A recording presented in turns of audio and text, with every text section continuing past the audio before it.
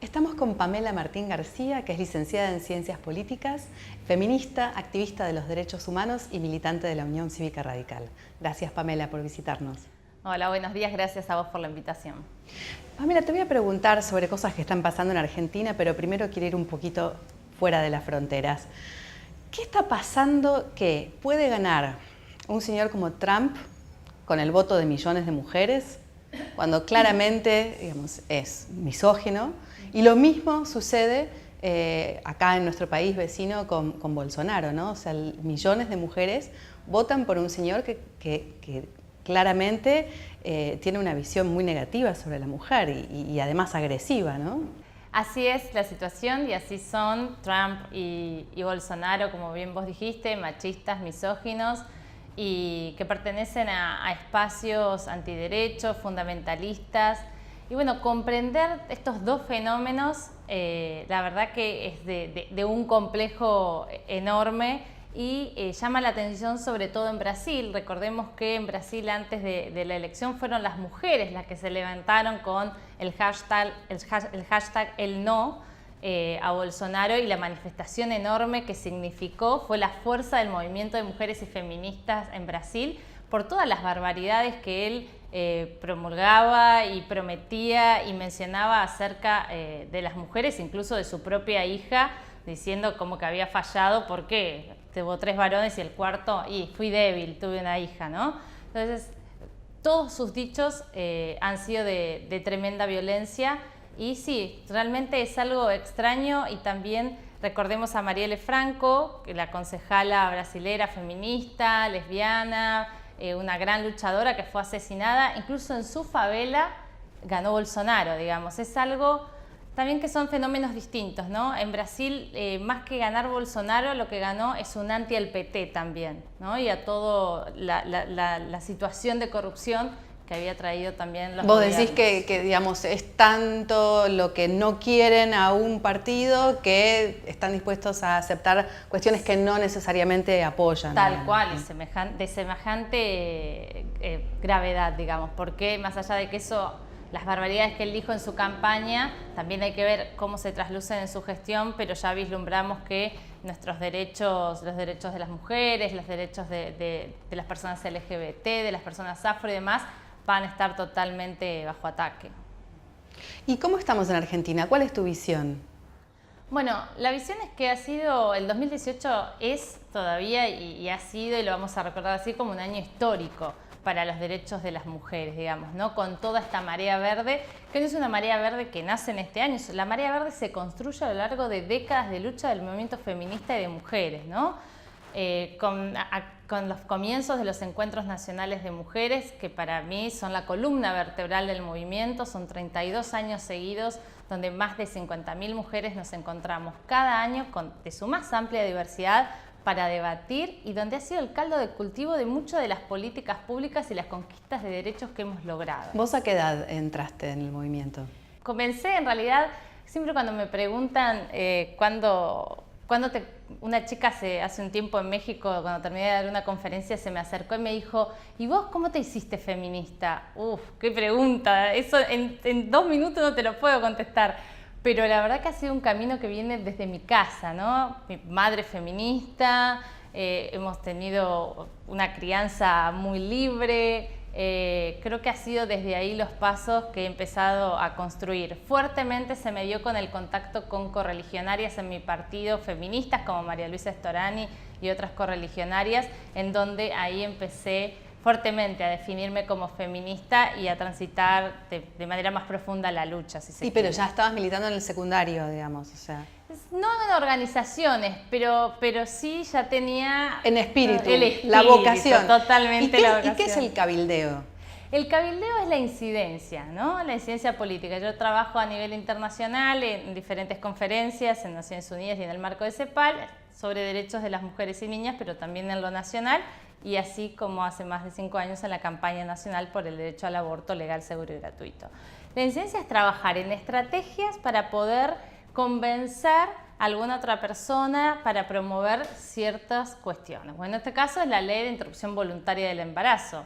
Y ya desde muchos años la campaña tiene su comisión de cabildeo, donde nos establecimos en diputados, tenemos reuniones asiduas, tenemos conversaciones con los y las legisladores y legisladoras, tomamos acciones, cartas, estrategias comunicacionales y bueno, todas esas cuestiones que tienen que ver más con las negociaciones para, en este caso, lo último que fue cada voto que se fue juntando, ¿no? Háblame de eso. ¿Cómo fue, cómo viviste la decisión que finalmente no fue de ampliar los derechos para poder interrumpir el embarazo a mujeres cualquier mujer que lo quiera hacer, porque hoy en día tenemos la ley que dice que sí puede hacerse en caso de violación, en algunos casos unas excepciones, pero no. ¿Cómo viviste todo ese momento? Decías que 2018 había sido un año muy importante. Sí, uno como que lo palpitaba. Ya terminando el 2017, cuando hicimos una reunión de cabildeo con diputadas en diciembre de 2017, ¿viste? Cuando la sensación cambia, ¿no? Es distinta, se veía venir, lo sentíamos, mucho trabajo, son 13 años de campaña nacional, más antes las compañeras en la comisión que se llamaba la Comisión por la Despenalización del Aborto, con la primera presentación en manos de Florentina Gómez Miranda en la década del 90, digamos, hay un camino recorrido, no empezó este año, pero veía venirse. Para mí fue un año de profunda emoción y conmoción. Me he sentido feliz todo el año, agotada, pero feliz. Hemos dedicado 24/24, hemos dejado nuestras vidas, familias y todo de lado. Estábamos concentradas todo el tiempo en cada voto, en cada situación que se avecinaba. En la campaña tenemos distintos roles y nos repartimos las tareas, y estaban las compañeras de comunicación, las compañeras que organizaban los martes verdes, que son las heroínas de la calle, como decimos nosotras. Había que estar cada martes verde. Y después las 2 millones de personas, la revolución de las hijas, todas las pibas en la calle.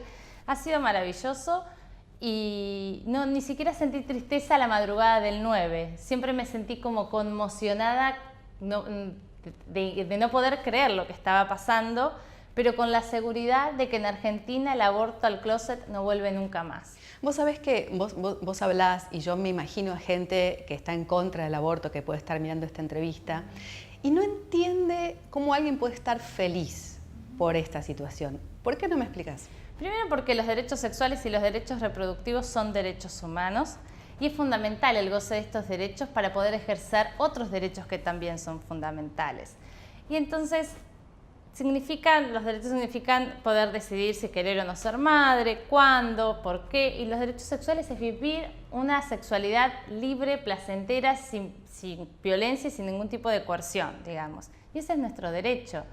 Y además, el aborto es una realidad que ocurre en Argentina, va entre 350.000 y 500.000, y no vamos a debatir más sobre la cifra porque ya lo explicó incluso el ministro de Salud de la Nación y quedó claro que esa es la cifra estimada. Como es una práctica clandestina, no tenemos el número exacto, pero ese es el estimado.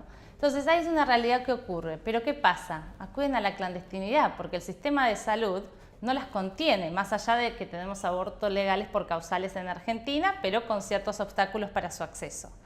Entonces, las mujeres igual abortan, es una decisión. ¿Y cómo lo hacen? De manera clandestina e insegura, poniendo en riesgo su salud y su vida. Y así es como se mueren las mujeres. Así es como también se murió en Chaco hace pocos días una niña de 13 años, la cual tenía todos sus derechos vulnerados, incluidos sus derechos sexuales y reproductivos.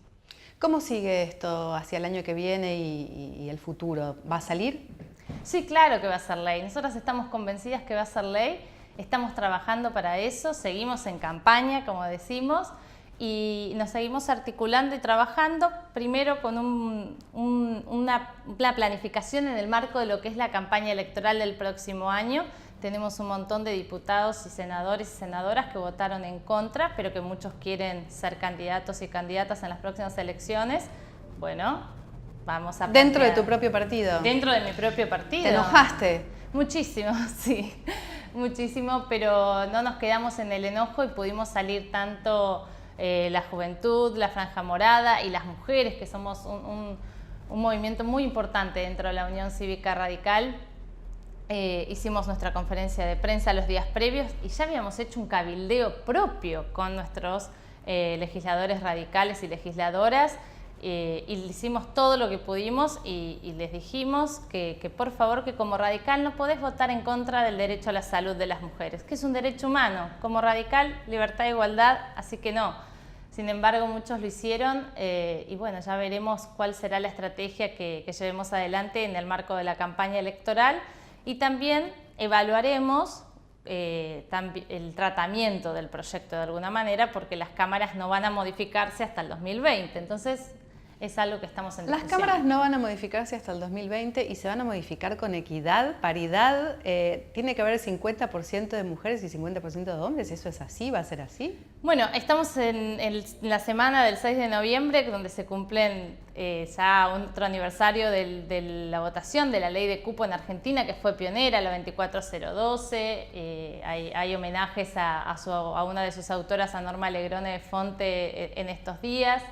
Eso fue el puntapié que nos llevó a tener una ley de paridad. Primero, claro, vamos, porque tal vez la gente no está enterada. Hay una ley de cupo que está vigente desde el 91. Desde el 91.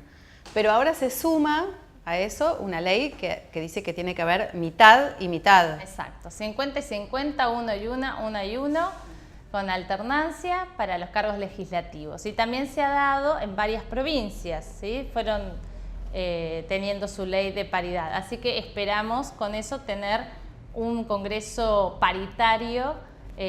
Recordemos que la ley de cupo no trajo solo consigo la participación de las mujeres o más bancas para las mujeres, trajo un cambio radical en la agenda legislativa. A partir de ahí tuvimos ley de violencia doméstica, después ley de protección integral de las mujeres, ley de salud sexual y reproductiva, ley de educación sexual integral.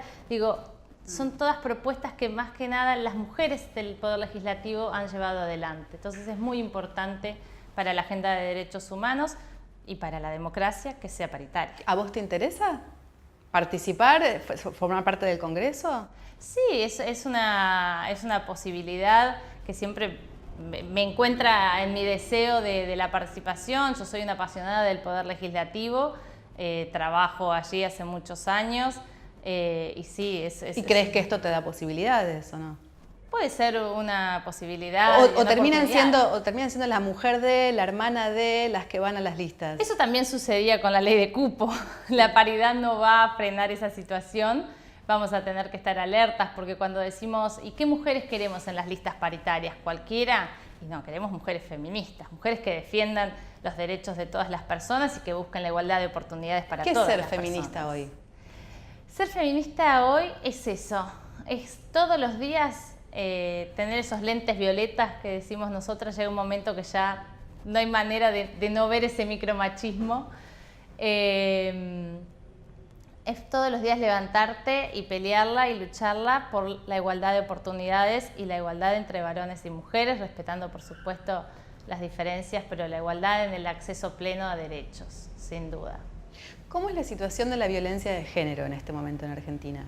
Bueno, es una situación que atravesamos ya hace larga data, con gran dramatismo en Argentina, con el femicidio en una tasa que sigue estando alta. Sin embargo, también lo que vimos del diciembre del 2015 a esta parte es finalmente un Consejo Nacional de las Mujeres y luego Instituto Nacional de las Mujeres trabajando por los derechos de las mujeres. Algo que no habíamos visto antes, con un presupuesto que fue creciendo, que cada año también con el apoyo de las organizaciones de la sociedad civil, del movimiento feminista y de algunas diputadas que hacen también el cabildeo para que el presupuesto sea, obviamente que falta más presupuesto, pero teniendo un plan nacional, un plan que esperábamos desde el año 2009, desde la sanción de la 26485, que es donde establecía un plan nacional de prevención y erradicación de la violencia. Lo tenemos, se lleva adelante, se desarrolla, falta mucho más, pero sí reconocemos el avance en esas políticas públicas. Pero algo que es fundamental, que es la Ley de Educación Sexual Integral. Ahí tenemos una aplicación de baja a nula en Argentina. ¿Esa es una ley de qué año? Esa es una ley del año 2006. ¿Pero fue reglamentada? Sí, más allá de si la ley es reglamentada o no es reglamentada, igual tiene que ser aplicada, digamos, hay diferentes situaciones al respecto de eso, y es una ley que se aplica de manera dispar.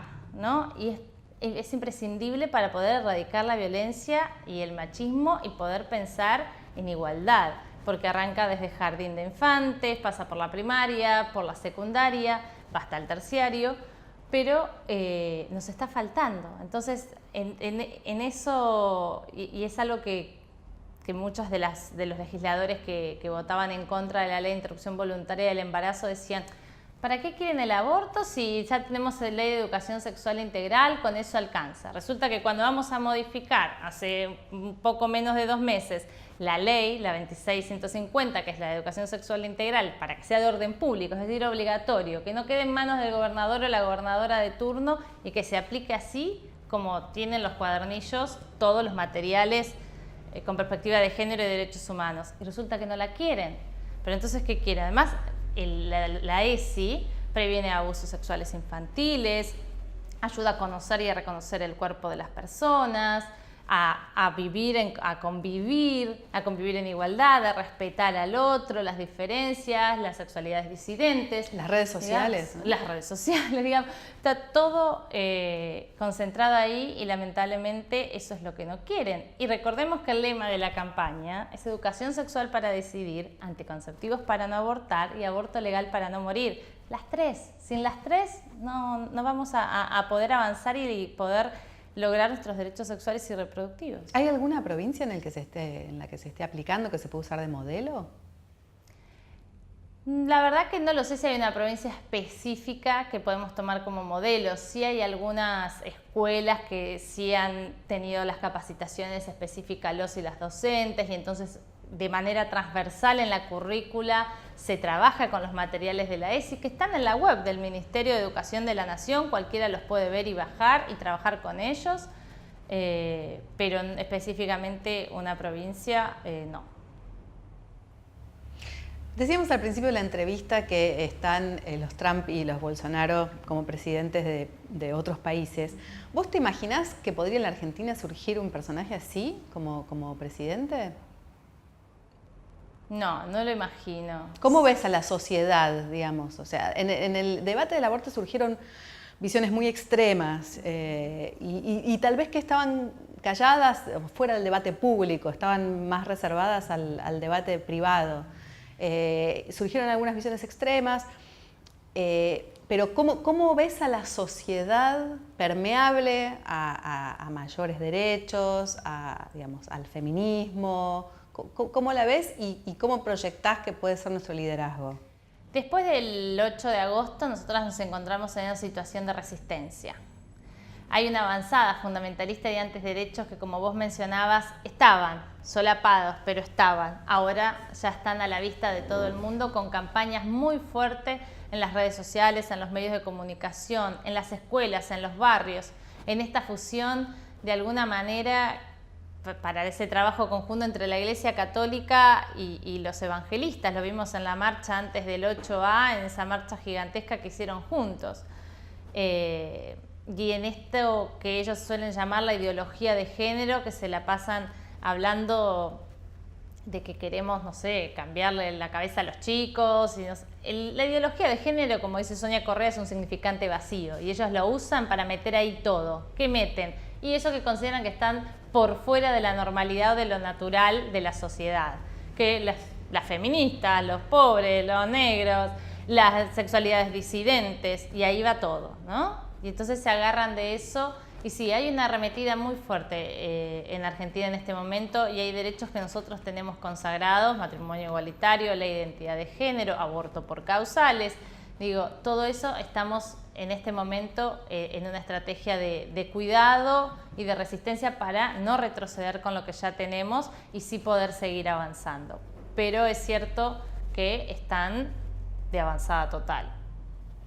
¿Pero vos sos más bien pesimista o optimista con respecto al futuro? Yo soy optimista con respecto al futuro, pero sobre todo porque confío fuertemente en el movimiento feminista de mujeres en Argentina, en su potencia. ¿Dónde viste 2 millones de personas en la calle exigiendo un derecho? Nunca, no se vio nunca, ni aquí ni en ningún otro lugar del mundo. Nosotras salimos a la calle y, como dice una amiga, debemos tener cada uno nuestro nombre en una baldosa de Plaza de Mayo, porque vamos a la plaza a reclamar y no nos quedamos calladas. Y no nos vamos a quedar calladas nunca más. Así que no lo vamos a permitir de ninguna manera. Vos formás parte de un movimiento y a la vez formas parte de un partido político, digamos. ¿Cómo juegan esas cosas? ¿Qué transversalidad hay? ¿Qué diálogo hay con los otros partidos? ¿Cuán importante es que vos seas parte de un partido político para impulsar lo que impulsás? ¿Cómo evaluás esta situación? Primero, no hay posibilidad de conquista de derechos de las mujeres sin transversalidad. Y eso lo hemos visto a lo largo de la historia, lo vimos con las sufragistas, lo vimos con la ley de cupo, donde las radicales peronistas y socialistas son las que articularon específicamente y empujaron y cuidaron cada voto en cada banca. De hecho, están las anécdotas que las radicales iban a las unidades básicas y las peronistas iban a los comités a convencer y a trabajar de manera conjunta, ¿no? Y así fue a lo largo de todas estas décadas, y así funciona la campaña nacional y así funcionamos como movimiento, articulando entre partidos en pos de nuestros derechos. Así que la transversalidad para mí es central, igual que la articulación, y en eso tener claro cuál es el objetivo. El objetivo es el aborto legal, seguro y gratuito. Las diferencias las guardamos para otro momento. Y el claro ejemplo son las sororas, diputadas de diferentes partidos políticos que trabajaron conjuntamente de manera excelente para poder sacar la ley, y así fue como se dio en la Cámara de Diputados la votación favorable. Casi que es un ejemplo de colaboración en pos de una política pública, ¿no? Porque, digamos, falta mucho eso en el Congreso argentino, ese tipo de articulación, ¿no? Donde independientemente de la ideología del partido de que uno venga, se pueda sentar a conversar sobre temas que son importantes para la sociedad. Totalmente, y nosotros como Comisión de Cabildeo hemos estado muchos años, 13 años, en la Cámara de Diputados haciendo el cabildeo. Y resulta que después tuvimos que pasar al Senado, no habíamos estado nunca. Nos costó muchísimo armar una alianza transversal entre las senadoras, que igual agradecemos la voluntad de poder articular, pero muchas no se habían sentado a la misma mesa nunca para articular, porque el Senado funciona de una manera distinta a la Cámara de Diputados. Y algo que también me comentaban las compañeras de la región, yo estuve en estos últimos meses recorriendo varios países con la experiencia del proceso del cabildeo sobre la ley de interrupción, y ellas destacaban eso. Llegó a cada rincón el trabajo de las sororas y la importancia de la transversalidad en el movimiento. Si no, no hubiese sido posible. Y eso que no es tan fácil como decirlo, ¿sí? Hay que trabajar mucho la paciencia, la tolerancia, el trabajo en equipo, pero sin lo colectivo no lo vamos a conseguir.